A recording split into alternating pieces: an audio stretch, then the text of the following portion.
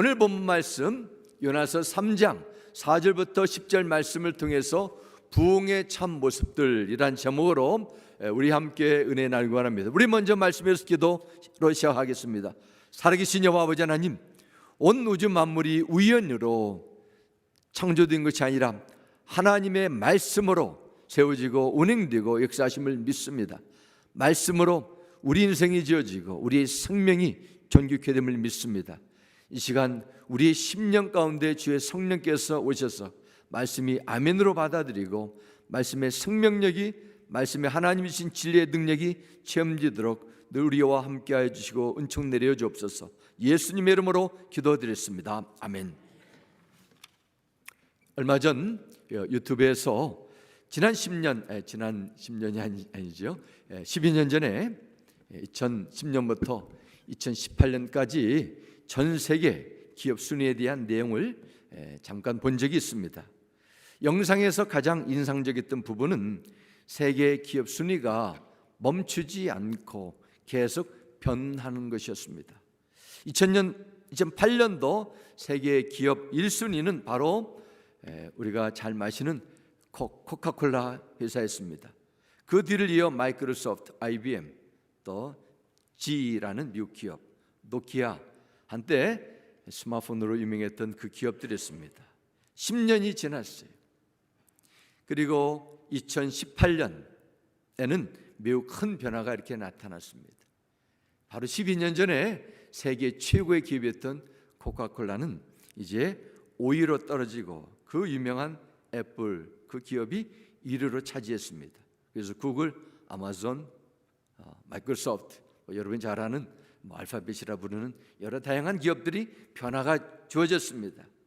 애플 우리가 잘 알죠. 어떻게 세계 순위 1위가 되었을까요? 여러 가지 요인들이 있지만은 2007년에 새로 출시한 아이폰의 영향이 가장 크지 않나 그렇게 생각합니다. 바로 스마트폰의 역사를 바꾼 제품으로 평가를 받습니다. 그러나 다양한 전화기가 있죠. 노키아도 있고 지금도 아이폰, 또 삼성 갤럭시도 있습니다. 그러나 차이점이 있습니다. 보기는 이제는 거의 비슷비슷합니다. 성능도 이제는 거의 동일하고 오히려 우월할 수도 있습니다. 그러나 소프트웨어가 다르다는 것입니다. 스마트폰 안에 설치되어 있는 소프트웨어, 즉 프로그램이 다르다는 것입니다.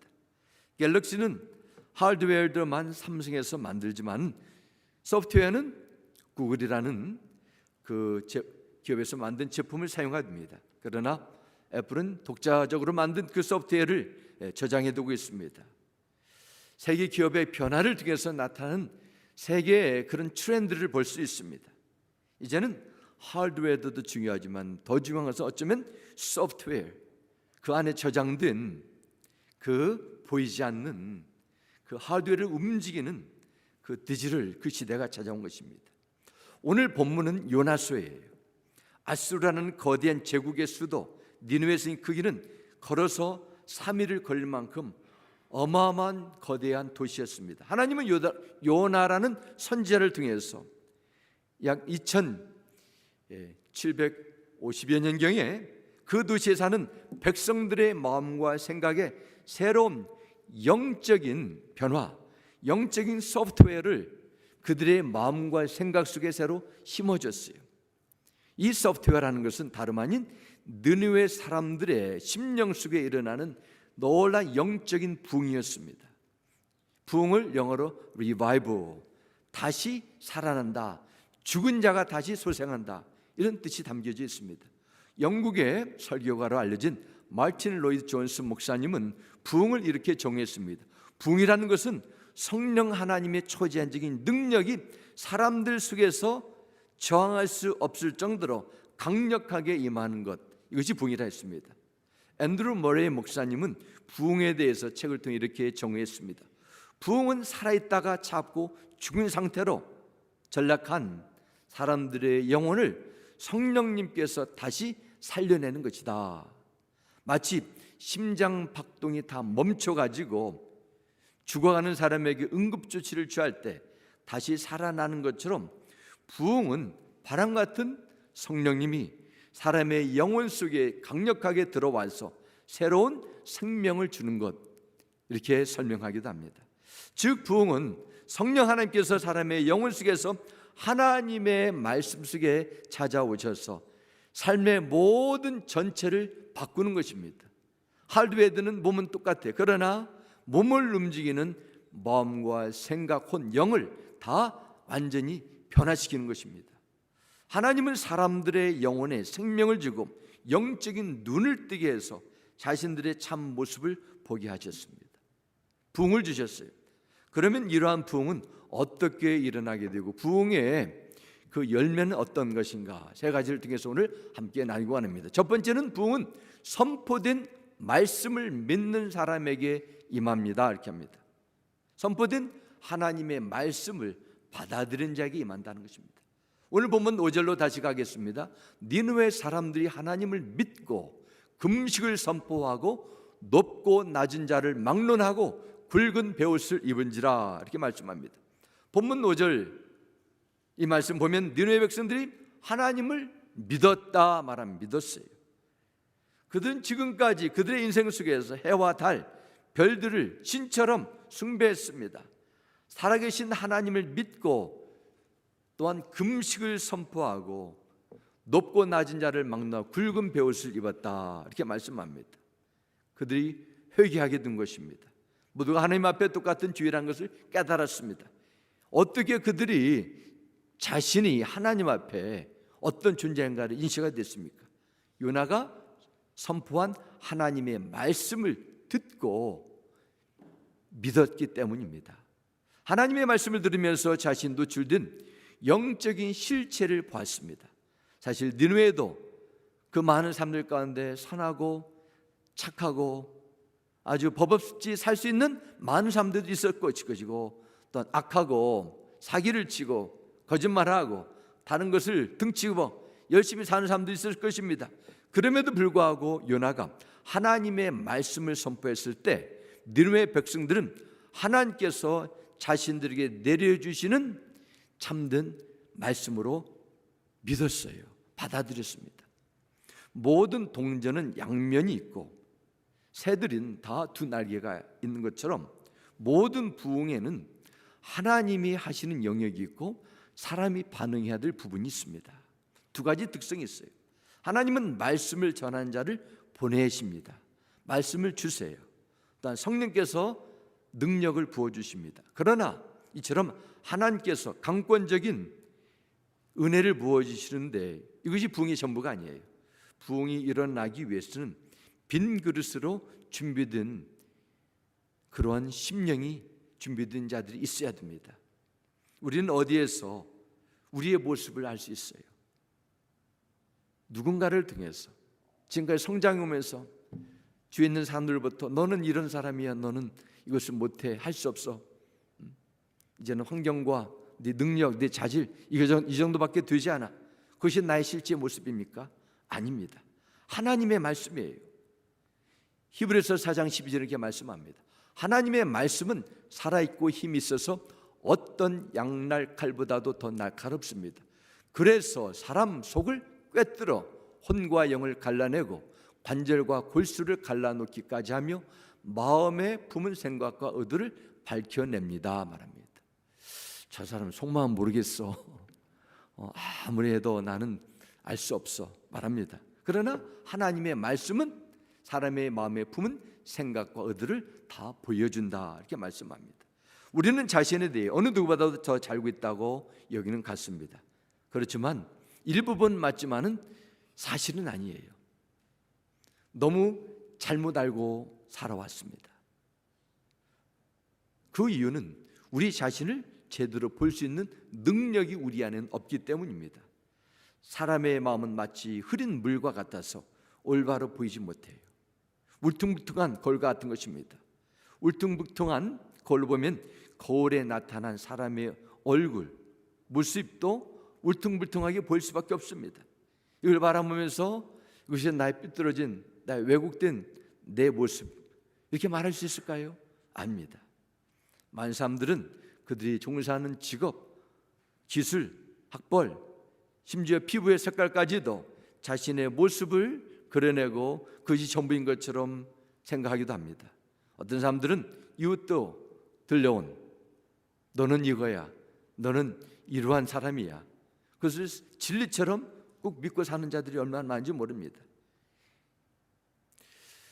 우리는 이러한 왜곡된 말을 듣고 살아왔어요. 사람들의 평판, 사람들의 기준, 세상의 문화의 그런 평판, 이것으로 바라보는 내 모습은 정확하지 않습니다. 왜곡된 모습입니다. 하나님의 말씀은 하나님이 어떤 분인가에 대한 지식을 줍니다. 하나님은 이 온 우주 만물을 창조하시고 이 세상 역사를 통치하시고 또한 인생을 지으시고 죄에 대해서 얼마나 실한가를 배우게 됩니다. 그래서 영국의 런던에서 목회했던 스펄전 목사님이 그분이 설교하실 때 썩은 계란과 죽은 고양이들이 강대상으로 막 던져졌다는 거예요. 사람들이 듣기 싫어했다는 것입니다. 왜 나의 모습을 당시 말하냐는 거예요. 그러나 이것은 하나님 주신 놀라운 은혜식 아니라고 말할 수 있는 것은 말씀이 우리의 실제적인 모습을 보여주고 회복할 수 있는 그 시간이 되기 때문에 그렇습니다. 지금 내가 어떻게 살아야 되고 남은 인생 속에서 이 세상을 떠나는 죽음 이후에도 나는 어디로 갈 것인가, 이것을 우리는 알게 됩니다. 종교개혁자인 존 칼빈 목사님은 그의 유명한 기독교 강요라는 책에서 설명하기를, 신앙이라는 것은, 믿음 생활이라는 것은 하나님을 알고 자기를 아는 것이라 했습니다. 하나님을 알지 못하고 나를 알지 못하고 자기를 알지 못하고는 절대로 하나님도 알 수 없죠. 그래서 우리는 하나님께서 주신 말씀을 통해서 하나님이 누구인가, 내가 어떤 존재인가를 분명하게 정확하게 알게 된다는 사실입니다. 무엇보다도 하나님의 말씀은 나의 영적인 문제를 진단하게 합니다. 하나님의 말씀, 살아있고 힘이 있어 어떤 양날카보다도 날카로워서 내 영을 들춰냅니다. 그리고 내가 어떻게 하나님 앞에서 구원을 받아야 되고 내 인생이 회복되어야 되는가를 깨닫게 됩니다. 그러하기 위해서는 하나님의 말씀이 나에게 주시는 말씀으로 믿어야 된다. 그럴 때 하나님은 역사하지만은 믿지 않게 되면은 영적인 부흥과 인간의 회복은 일어나지 않는다 말씀합니다. 사랑하는 성도 여러분, 여러분의 진정한 모습을 보기를 원하십니까? 하나님의 말씀의 거울을 보시기 바랍니다. 여러분의 영적인 상태, 여러분의 삶, 하나님 앞에 자세히 보여지게 될 것입니다. 우리의 삐뚤어진 생각뿐만 아니라 병든 영혼을 치료하시고 여러분의 인생을 새롭게 하실 거예요. 이런 놀라운 참된 부흥이 하나님의 말씀을 아멘으로 믿어드린 가운데 여러분 가운데 임하길 주님의 이름으로 축복합니다. 두 번째는 부흥을 위해 하나님의 구원하심을 위해 반응해야 된다는 것입니다. 구해야 됩니다. 비가 내리기 위해서는 구름이 하늘을 덮어야 돼요. 구름 없는 곳에 비는 안 내립니다. 참된 부흥의 증거가 있습니다. 그것은 바로 회개라는 이 증거예요. 사도행전에 나오는 오순절 사건, 교회 역사에서 일어났던 부흥의 역사를 보면은 한 번도 어김없이 믿는 자들이 하나님의 궁일하심을 구하기 위해서 회개하고 자신의 모든 것을 철저히 하나님께 고백하는 역사가 일어났습니다. 오늘 본문에 나오는 니느웨 사건, 100년 전에 일어났던 한국, 또한 18세기에 일어났던 미국의 두 번의 큰 영적 대각성에도 똑같은 회개 역사가 반응했습니다. 한국의 박용규 목사님이 쓰신 평양대부흥이라는 그 책에서 평양 부흥의 현장에 있었던 그레햄 리라는 선교사님이 그 부흥의 현장을 참석하고 이렇게 증언했습니다. 약 120년 전에 일어났던 일입니다. 한 사람 한 사람씩 일어나서 자신의 죄를 고백하고 고꾸라져 울었다. 그리고 나서 바닥에 엎드려 자신이 죄인이라는 완전한 고통 속에서 주먹으로 바닥을 쳤다. 나의 유리 사는 회개를 하려고 애쓰면서 그들 가운데 거꾸러져 건너쪽에 있는 나에게 소리쳤다. 목사님, 나에게도 희망이 있는지요? 용서받을 수 있는지요? 말씀해 주십시오. 그리고 바닥에 엎드려 울고 고통 중에 부르짖었다. 때때로 회개와 고백 후에 모든 회중이 통성 기도를 했다. 수백 명의 회중이 통성 기도를 한 효과는 무엇이라고 표현할 수 없는 것이었다. 다시 회개의 고백 후에 그들은 참을 수 없는 울음을 터뜨렸고 우리 모두 함께 울었다. 우리는 그렇게 할 수밖에 없었다. 그 모임은 기도와 고백과 눈물로 새벽 2시까지 계속되었다. 기록합니다. 한국 교회의 부흥의 시발점이었던 평양 대부흥의 그 모습이 이렇게 됐다는 것입니다. 성경에 나오는 모습과 동일하지 않습니까? 회개는 하나님의 말씀을 믿을 때 보여지는 자신의 누추하고 하나님 앞에 보여지는 악한 모습을 인정하는 것입니다. 회개는 하나님을 우습게 여기고 무시하고 내가 하나님처럼 주인 행세했던 나의 교만함과 영적 무지를 인정하고 하나님 앞에 정직하게 고백하는 것입니다. 그리고 주에 대해 슬픈 마음을 가지고 하나님의 긍휼하심을 구하는 것, 이것이 바로 부흥의 시발점입니다. 니느웨 성에서 바로 이러한 회개 운동이 일어나고 있어요. 우리 함께 다시 6절 말씀 보겠습니다. 그 일이 니느웨 왕에게 들림의 왕이 보좌에서 일어나 왕복을 벗고 굵은 베옷을 입고 제위에 앉으니라 말씀합니다. 어떻게 그 거대한 아수르 제국을 통치하는 그 왕이 자기의 왕복을 벗어버리고 굵은 베옷을 입고 제위에 앉을 수 있습니까? 또한 계속 보면 사람들은 다 금식을 하게 되고 짐승들까지 베옷을 입히고 음식을 주지 않았다 기록합니다. 니느웨 사람들이 그렇게 빨리 회개할 특별한 이유는 기록은 되지 않았습니다. 왜 그렇게 해야 되는지 거기에 대한 설명은 없습니다. 그저 단순히 요나라는 선지자가 사람의 말인 하나님의 말씀으로 믿었기 때문에 그렇게 빨리 회개했을 것입니다. 요나는 단지 40일 후에 이 성읍이 무너질 것이라는 하나님의 말씀만 전했을까요? 이것은 추측입니다. 아무도 알 수 없어요. 요나는 다시스로 가는 배를 타고 풍날마다 제비 뽑혀 사람들의 앞에서 자신을 이렇게 설명했습니다. 나는 히브리 사람이요 바다와 육지를 지신 하늘의 하나님 여호와를 경외하는 자로다. 천지 만물을 창조하시고 인간의 생명과 죽음을 통치하시는 여호와 하나님께서 말씀을 너희들에게 주셨는데 이 말씀을 듣고 회개하지 않게 되면 이 성읍은 40일 만에 다 사라질 것이라. 니느웨 사람들이 어떻게 그 말을 믿을 수 있어요? 그것도 저 다른 나라 조그마한 이방 나라 요나라는 그 선지자가 외치는 말을 무슨 근거로 믿을 수 있습니까? 그러면은 니느웨가 내가 어찌어찌 해가지고 내가 지금 큰 물고기 속에서 3일 동안 울부짖다가 살아났다. 어떻게 그들이 증거도 없이 그렇게 믿을 수 있겠습니까? 결정적인 증거가 될 수 없어요. 하나님께서 이스라엘 백성들을 애굽 땅에 구원하기 위해서 모세를 통해서 9가지 재앙을 내리셨지만 그 당시에 애굽 나라를 통치하는 바로 왕 끝까지 돌아서지 않았습니다. 눈으로 보이는 하나님께서 주신 생생한 증거가 있어도 여호와 하나님을 안 믿는 것이 사악하고 완고한 죄인들의 특징이기 때문입니다. 그들의 악한 마음을 그대로 놔뒀다. 성경 기록합니다. 결국 인간이 회개하고 돌아올 수 있는 것은 무엇일까요? 그것은 사람에게 있지 않습니다. 하나님의 마음에 달려 있어요. 요나가 크게 외치고 담대하게 설교하기는 했을 거예요. 그러나 요나가 회개 운동의 주인공이 아니라는 것입니다. 사람은 이런 회개 운동을 일으킬 수 없어요. 성령님의 역사하는 표현이 나오지 않지만 이것은 순전히 성령 하나님께서 니느웨 백성들의 강팍하고 영적으로 무뎌진 마음을 움직이고 깨트려 주신 거라 믿습니다. 이게 하나님께서 하시는 것입니다. 그래서 요한복음 16장 8절은 기록합니다.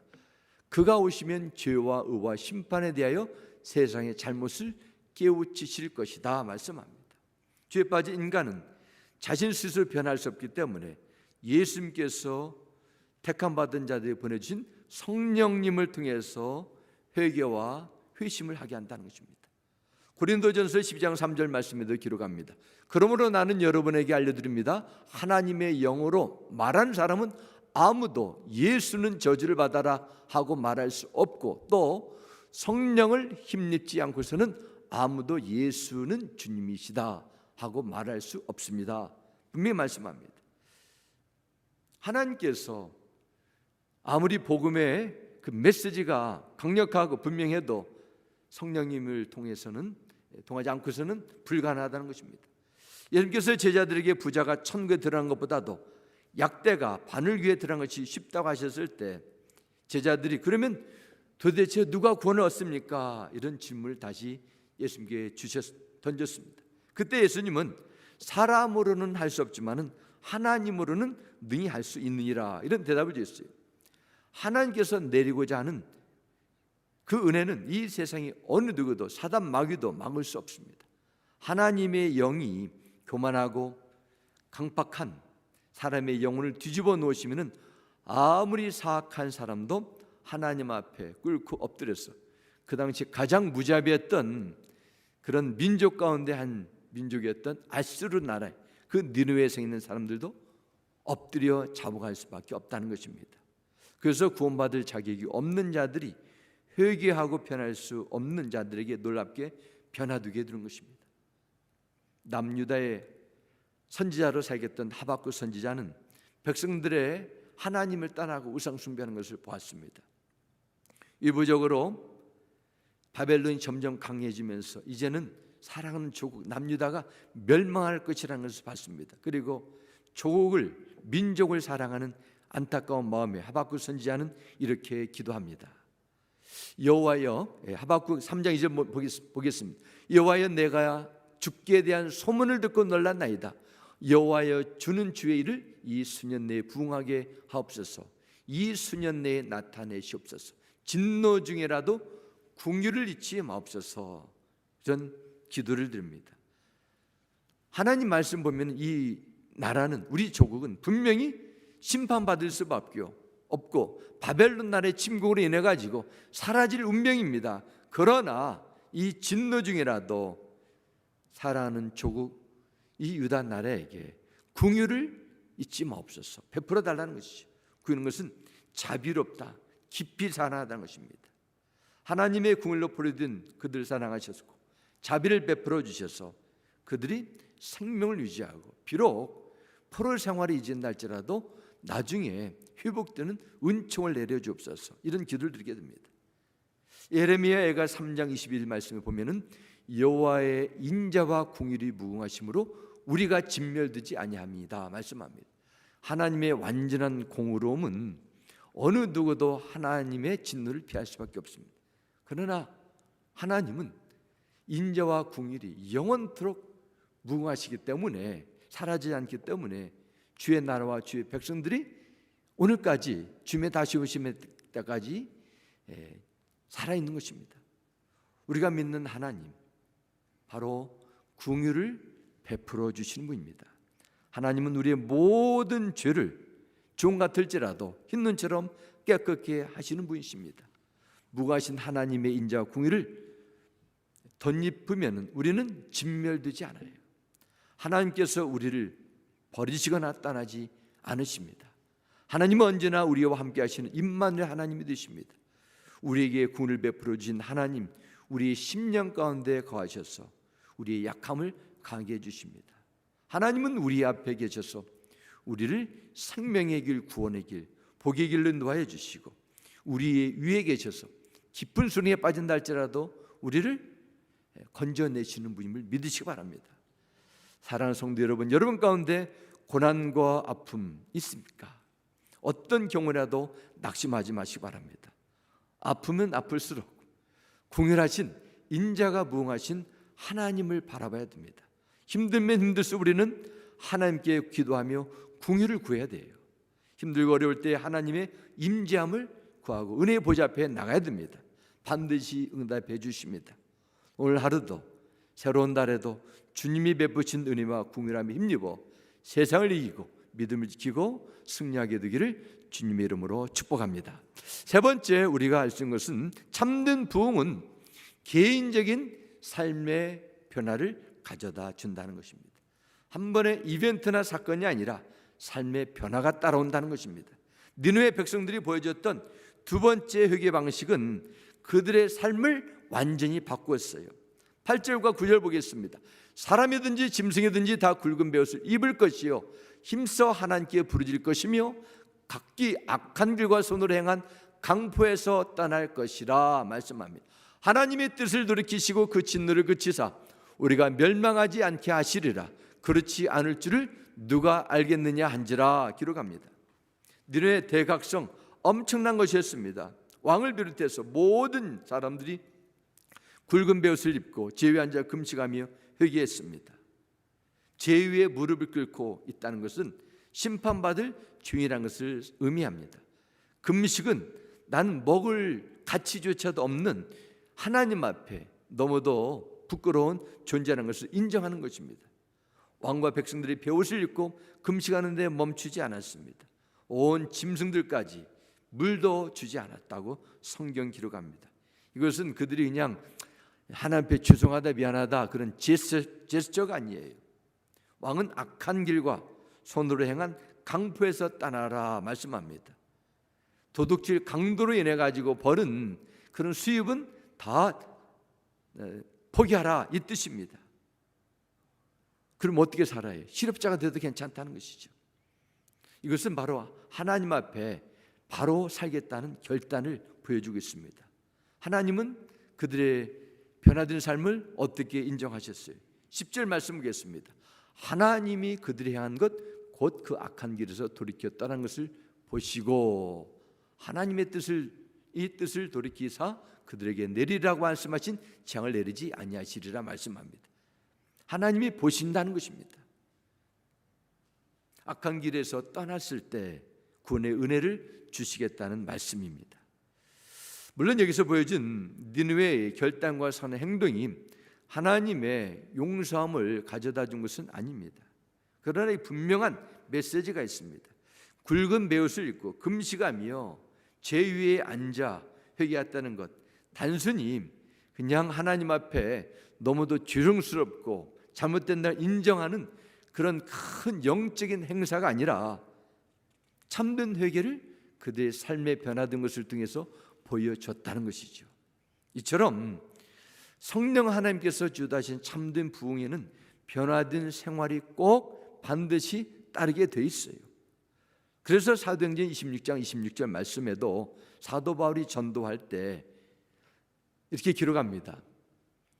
먼저 다메섹 사람들에게, 다음으로 예루살렘 사람들과 온 유대 사람들에게, 그리고 이방 사람들에게까지 그들이 회개하고 하나님께 돌아와 회개에 합당한 행동을 보이라고 선포했습니다.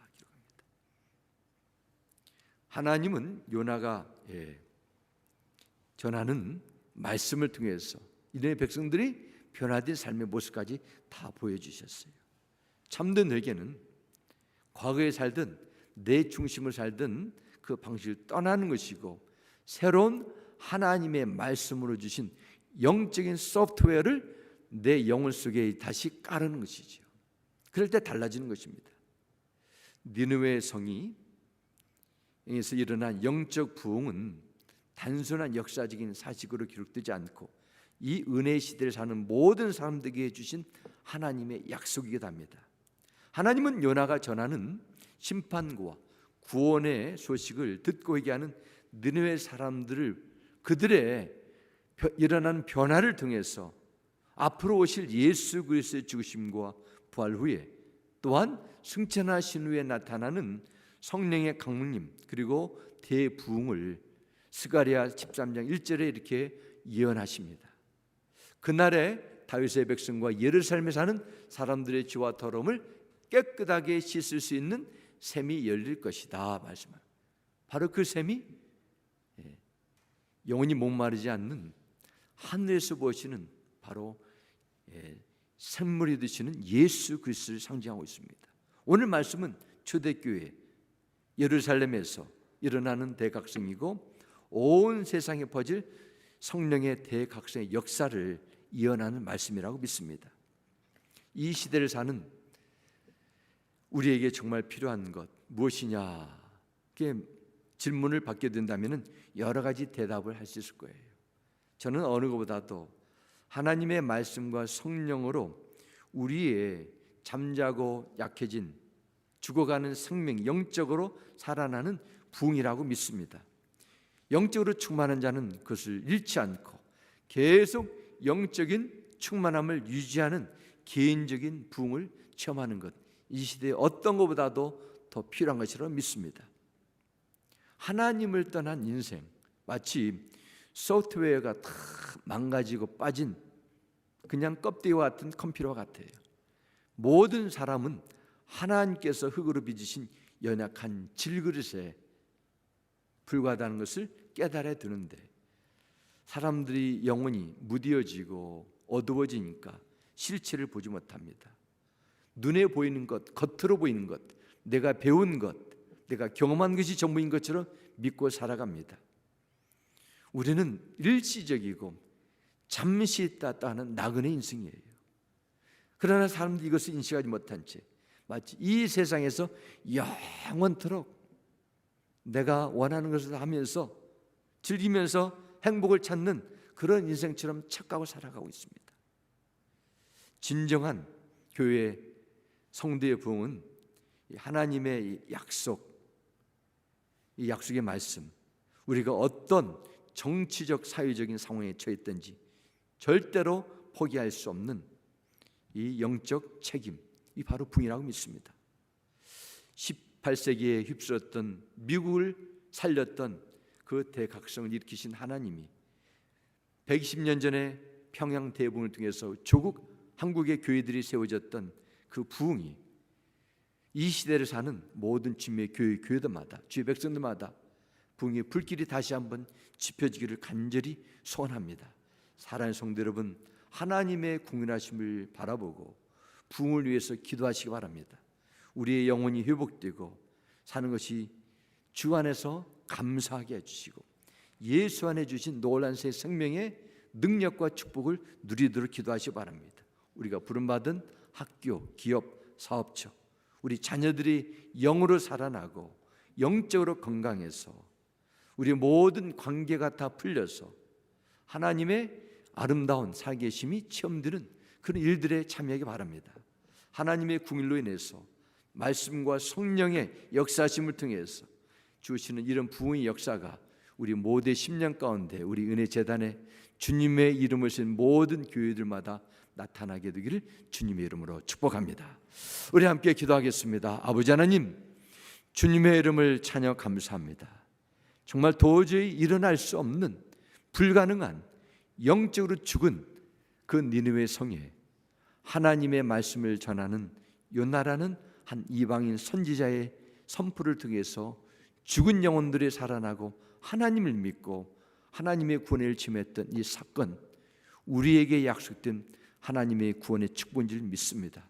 먼저 내 심령 가운데 이런 부흥 역사가 나타나게 될 것을 믿어지게 하여 주시고, 성령 하나님 우리에게 은총과 자비와 구원을 베풀어 주셔서 이 시대를 사는 너무도 영적으로 눌리고 영적으로 미약해지고 혼돈에 빠진 이 시대의 주의 백성을 다시 살려 주옵소서. 예수님의 이름으로 기도드렸습니다. 아멘.